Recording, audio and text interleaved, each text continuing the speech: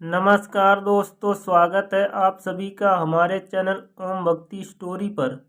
दोस्तों, आज हम आपको सुनाएंगे अपाहिज दुल्हन। दो रोटियों ने हाथ कटवा दिए। अगर आप हमारे चैनल पर नए हैं तो प्लीज़ हमारे वीडियो को लाइक करें, चैनल को सब्सक्राइब करें और शेयर करें। एक समय की बात है, एक राजा ने अपने राज्य में यह ऐलान करा दिया कि जो भी व्यक्ति किसी गरीब को, ज़रूरतमंद को पैसा देना चाहेगा तो उसके दोनों हाथ कटवा दिए जाएंगे। अब कोई भी किसी फकीर को या किसी ज़रूरतमंद को पैसे देते हुए राजा के सिपाही देख लेते तो उसके दोनों हाथ काट देते। वहीं पर एक बड़ी नेक दिल वाली औरत रहती थी। एक बार एक फकीर उस औरत के दरवाजे पर आया और बोला, मेरी बहन, मुझे कुछ खाने को दे दो, मैं बहुत भूखा हूँ। मुझे पता चला है तुम किसी को अपने दरवाजे से खाली नहीं जाने देती हो। यहाँ कोई कुछ देने वाला नहीं है। राजा ने तो हम पर बड़े जुल्म कर दिए हैं। अपनी गरीबी के हाथों मजबूर होकर यहाँ खाना मांगने आया हूँ। वह औरत सोचने लगी, इसकी हालत तो लगता है इसने कई दिनों से खाना नहीं खाया है।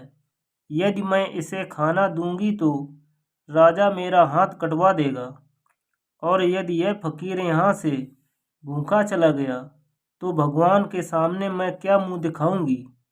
फिर वह औरत अंदर गई और 2 रोटियां लाकर फकीर को दे दी।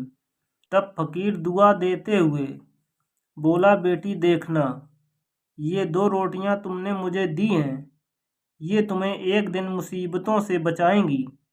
फकीर की बात सुनकर औरत बड़ी खुश हुई, लेकिन वह यह भी सोच रही थी, अगर सिपाहियों ने उसे देख लिया तो क्या होगा। संयोगवश सिपाहियों ने उस औरत को रोटी देते हुए देख लिया। राजा के हुक्म के मुताबिक उस औरत के दोनों हाथ कटवा दिए गए। अब राजा को दूसरी शादी करने की ख्वाहिश पैदा हुई, क्योंकि पहले जो उसकी 2 रानियां थीं उनको कोई संतान नहीं थी। उसने अपनी माँ से कहा, माँ, मैं तीसरी शादी करना चाहता हूँ। उन्होंने कहा, तुम किससे शादी करोगे? तब राजा ने कहा, मैं इस राज्य की सबसे खूबसूरत औरत से शादी करना चाहता हूँ। तब माँ ने कहा, मैं एक ऐसी ही खूबसूरत औरत को जानती हूँ जिसके तुमने दोनों हाथ कटवा दिए थे। राजा ने सोचा, मुझे खूबसूरत चेहरे से मतलब है, हाथों में क्या रखा है। राजा ने फिर ये शादी का पैगाम उस औरत के पास भिजवा दिया। तो उस औरत ने कहा, मैं ऐसे राजा से कैसे शादी कर सकती हूँ जिसने मेरे दोनों हाथ कटवा दिए। उसने अपनी माँ को साफ साफ बता दिया, मैं ऐसे जालिम से शादी हरगिज नहीं करूँगी। माँ बोली, बेटी, अभी तो तुम्हारे दोनों हाथ कटे हैं, अगर शादी से इनकार करोगी तो शायद तुम्हारा सर भी काट दिया जाए। वह बेचारी बेबस हो गई और उसको राजा से शादी करनी ही पड़ी। जब वह शादी करके महल में आई तो राजा उसके व्यवहार को देखकर बड़ा खुश हुआ। उसने सोचा, चलो कोई भी ऐब नहीं है, बस हाथ ही नहीं है, वो भी मेरे कारण नहीं है। उधर राजा की दोनों पत्नियां उस बेचारी के खिलाफ साजिश करने लगीं। वे सोचने लगीं, इस गरीब हाथ कटी औरत को राजा ने हमारी जगह दे दी है। साजिश करते करते 1 साल गुजर गया, लेकिन राजा की पहली दोनों पत्नियां कामयाब नहीं हो पाईं। फिर एक दिन अचानक राजा को जंग के लिए दूसरे राज्य में जाना पड़ा। दोनों पत्नियों ने हाथ कटी अपनी सौतन के खिलाफ साजिश रचनी शुरू कर दी। उन्होंने राजा को एक खत लिखा, आपकी नई नवेली दुल्हन ने किसी गैर मर्द के साथ बदकारी की है और एक बेटा भी पैदा हुआ है। राजा ने जब खत पढ़ा तो गुस्से से लाल पीला हो गया। बिना किसी हकीकत के जाने दुल्हन को हुक्म सुना दिया कि इस बदचलन औरत को महल से बाहर फेंक दो। राजा की दोनों पत्नियों ने जो चाहा वही हो गया। राजा की माँ उस समय महल में नहीं थी। राजा की अब उस हाथ कटी दुल्हन के गले में एक झोली बांधकर उसमें उसका बेटा डाल दिया गया और उसे जंगल में अनजान जगह छोड़ दिया गया। वह बेबस होकर चलती जा रही थी। मासूम भूख प्यास से बिलख रहा था। अचानक उसको एक दरिया नजर आया। फिर वह बेबस होकर बोली, कैसे लाऊं, हाथ कटे हुए हैं, कैसे पिलाऊं मेरे लाल को पानी। जैसे ही वह बच्चे को पानी पिलाने के लिए दरिया के ओर घुसी तो बच्चा झोली से फिसलकर दरिया में गिर गया। फिर वह जोर जोर से चिल्लाने लगी, हे भगवान, मेरे बच्चे को बचा लो। फिर एक खूबसूरत नौजवान वहां आया। वह बोला, परेशान ना हो बहन, अभी मैं तुम्हारे बच्चे को बचाकर लाता हूँ।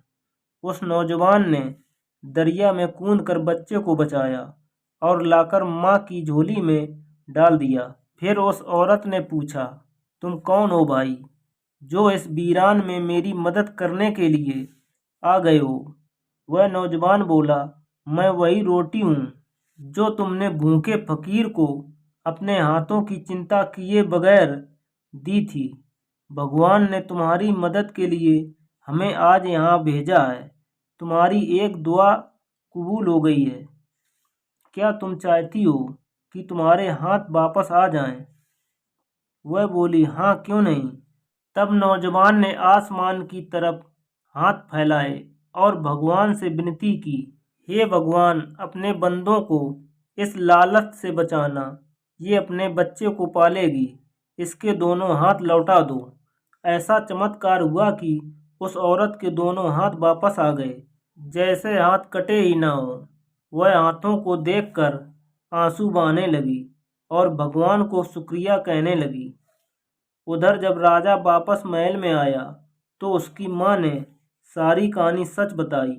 उसने कहा, तुम्हारी तीसरी पत्नी बड़ी ही नेक दिल वाली औरत थी, जिसे तुमने तुम्हारी दोनों पत्नियों की साजिश का शिकार होकर उसे घर से निकलवा दिया, और जो उसने लड़के को जन्म दिया था वह तुम्हारा ही बेटा था।